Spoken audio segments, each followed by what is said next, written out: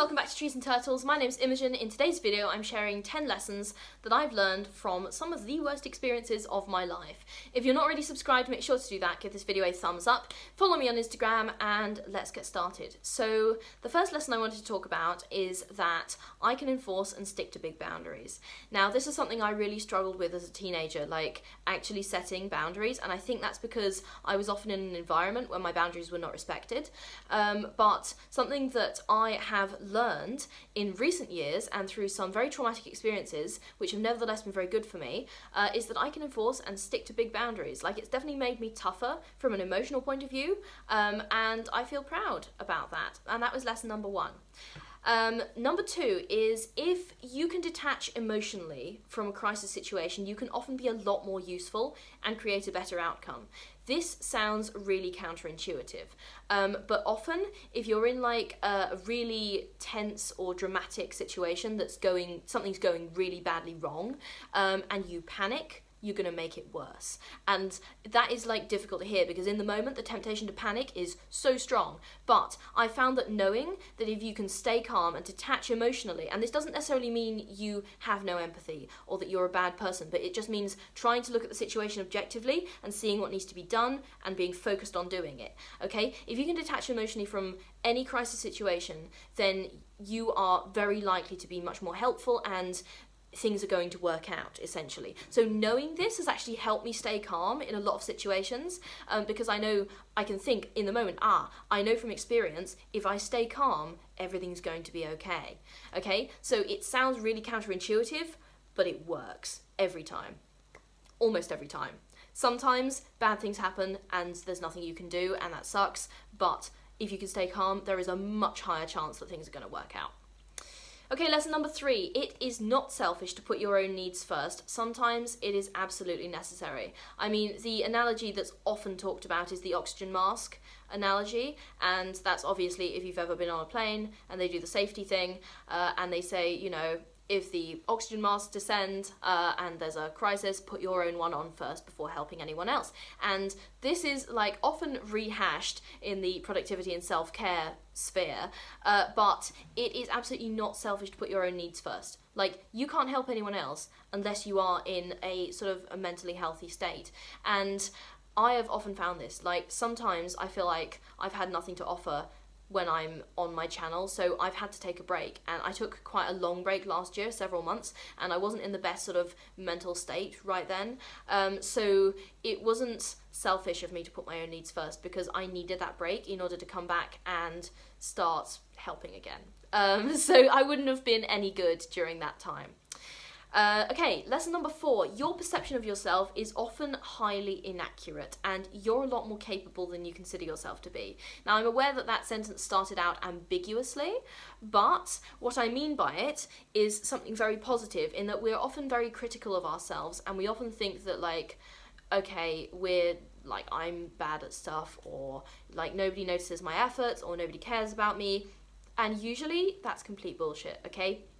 Your perception of yourself can be so wildly off base that other people will be really surprised when you say stuff about yourself and they're like, that's not accurate, where did you get that from? And then you realise that actually how other people perceive you is often a lot kinder than how you perceive yourself, and people will like say, like, I admire you, and you'll have no idea of about that. Like, I've definitely had that said to me, and I've also said it a lot to other people, and a lot of these people that I talk to and I say, oh look, I massively admire this, I think you're good at X or Y or Z, and they have no idea. Like, they'll be like, no way, nobody's like, I didn't think that was a thing. So your perception of yourself is often really inaccurate. And also a slight second moral of the story is tell people you admire them, because why would you not want to make someone feel good about themselves? Okay, there is at least one person in any given situation who admires you and looks to you for guidance or as a role model, even if you don't know it. Okay, this is pretty much a hard and fast rule, and this kind of relates to my previous point. I found this out at the end of uni. I found out that several people actually admired me, and I wasn't I wasn't aware of that at all, and it took me like 3 years to find that out. I mean, it's not like I was looking for that, but it was mentioned to me, and I was like, oh, okay. So the point is, there is at least one person in any situation who is likely to admire you or think something that you've done is cool.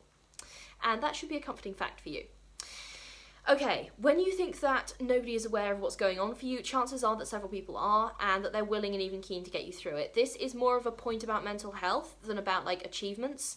But this was one of the biggest lessons from my estrangement, actually.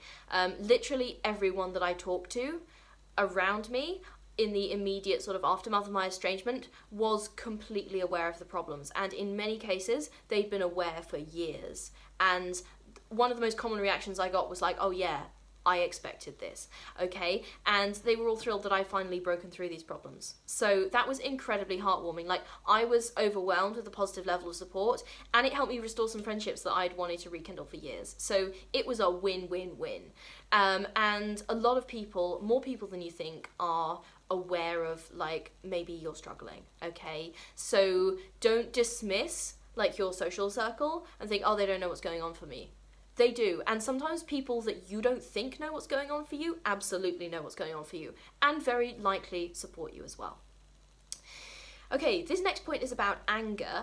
Being angry can be a really good thing, and it can protect you from harm and allow you to heal. So, for those of you who don't know, I used to be religious, Catholic. I was raised Catholic. And before I left religion, I'd been taught that anger was a negative thing. It's even portrayed as a sin. I now realise that a lot of religions teach this in order to stop people getting justifiably upset at the emotional mistreatment which is common in organised religion. Okay, now if you are a religious person and you are not like this at all, now I don't intend to offend you, and I know some lovely people who are part of organised religion and do not subscribe to this mentality. So I'm not saying, like, by any means it is not all religious people, but it is a common problem, and it's one that really affected me, okay? Anyway, once I learned how to embrace my anger, I felt so much stronger, and amazing stuff started to happen in my life because I finally learned to stand up for myself, including a lot of important changes and a lot of healing. So being angry can be a really good thing.